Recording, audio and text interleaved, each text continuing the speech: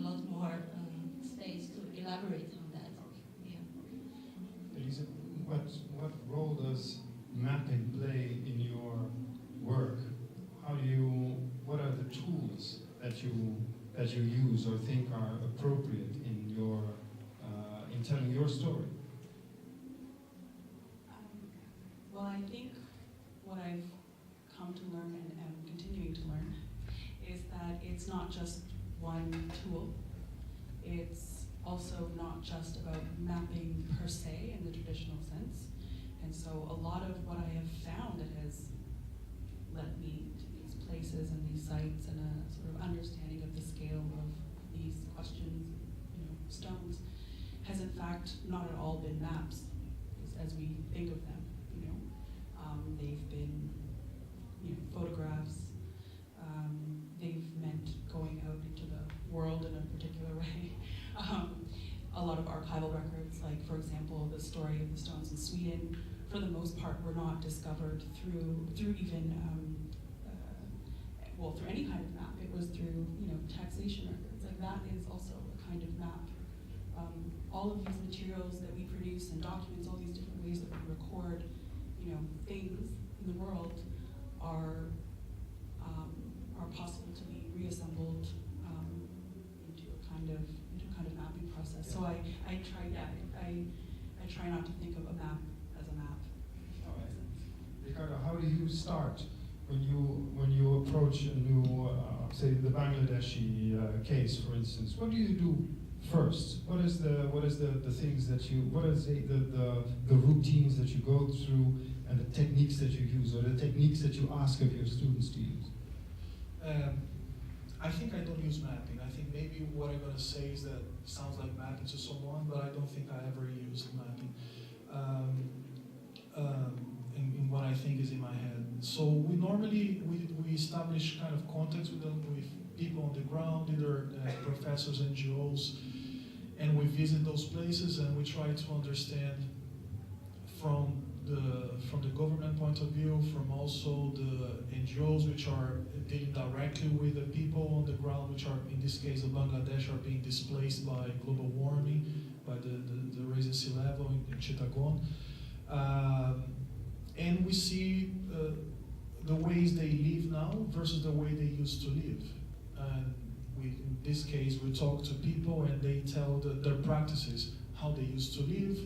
And then you see, similar to Brazil perhaps, that the constitution of the spatial arrangement of the houses is actually similar to what they used to have in the village, but now is the floor is muddy and is full of rubbish, and is also, you don't have the sea anymore, as you understand on the patterns for their daily lives of fishing.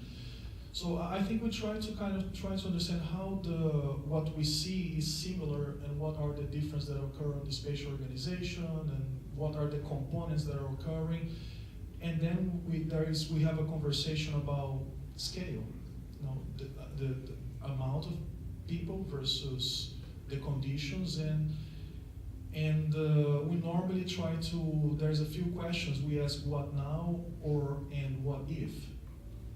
Because that's what we operate. So we tend to try to create perhaps a speculation where we can see how those factors will play if they will be amplified, what some factors will play if they will be exaggerated, accentuated from spatial qualities to positioning or scale. So they do not pass through the right answer. They pass through what this potential speculation of these components together, accent in different ways, could generate. Okay, Professor Kloosterman, how do you, from your perspective, what are the tools that you use to get a grip on these stories? You're from a completely different line of science. Well, I have a PhD in history, so then I switched to social sciences, and one of the things that I had to learn when I switched to social sciences was that you have to have some kind of analytical framework first to be able to perceive and to come up with a coherent narrative. But about mapping, one of the best maps I ever made was the map of the London Underground, and it reduces the reality above ground to an incredible level, and it that's why it's so useful. There is no map which represents everything. Every map is reduction.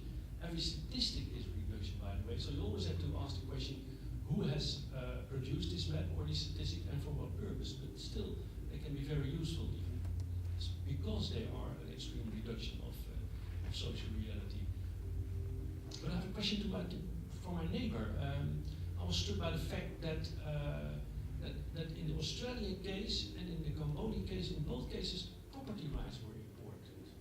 And on the one hand, apparently the Aboriginal population in that particular part of Australia tried to anchor the property rights in this particular way of mapping, by the way, which is very different from, let's say, the Western tradition based on Roman law. And in Cambodia, you were saying, that they own the buildings but not the land. So I thought it was interesting. What kind of perspective do you have on property rights? Small question. Yeah. I think that I see, for example, every time I'm discussing with the students, it's interesting when we talk about the word land ownership. I see students and us getting locked about ideas how we can stimulate new types of ownership, collective ownership, multiple uses, co-living. But I think it's sometimes compared to when you talk about power. When you think about certain frameworks, you actually start thinking the ones who have and the ones who have not. And the idea with land ownership, I prefer saying land use, because I think that the land use connect more to some of the things we learned from, for example, what so-called mythical lands, ideas that by several generational uses and different time scales, you might have it might be translated into lex, into law, into what we understand from Roman law or British law now. But that could be an interesting study, but I'm fascinated in the last perhaps 4 or 5 years, and I've been searching for a book, which I don't know if it exists. If anyone knows this book, please let me know. If not, I don't know if I'll try to write it one day, which is about ways to use the pre-colonial ways of using the land, which there's books about measure, there's... Charles Mann. Yeah? 1491, Charles Mann. Okay, so definitely. Because there's, through everywhere we go, we see this sort of remains of traditional law or traditional ways of using land, and then how they are kind of displaced or coexisting with new contemporary ways of property rights. So I deal with that, but I try to use not in a dichotomy.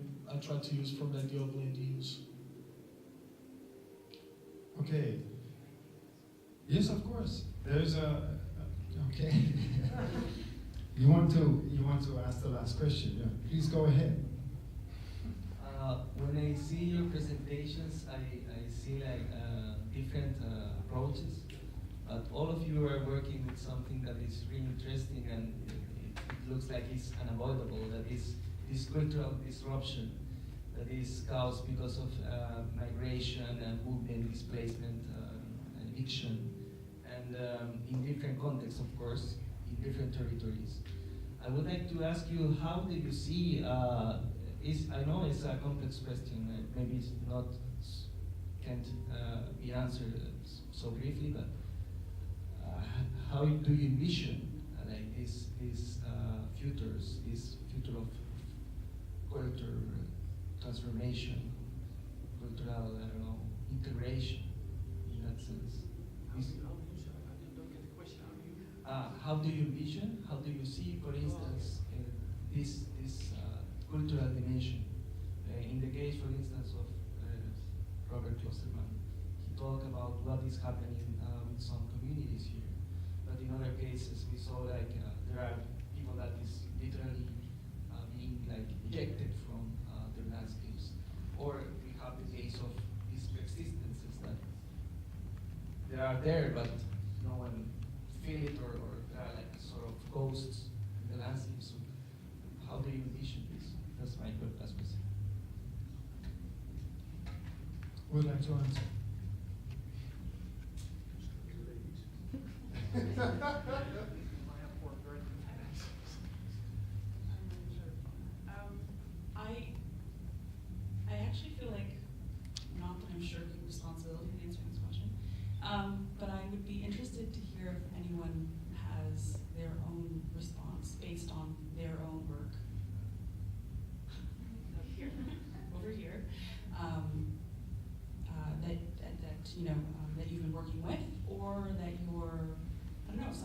that struck you throughout the course of these presentations? It would just be nice to actually have more of a dialogue, not just a talking at. Surely someone has some thoughts. Oh.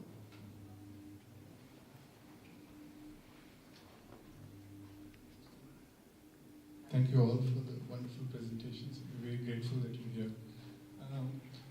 I thought it was interesting with respect to Iwate, which we're working on in the group. And so there is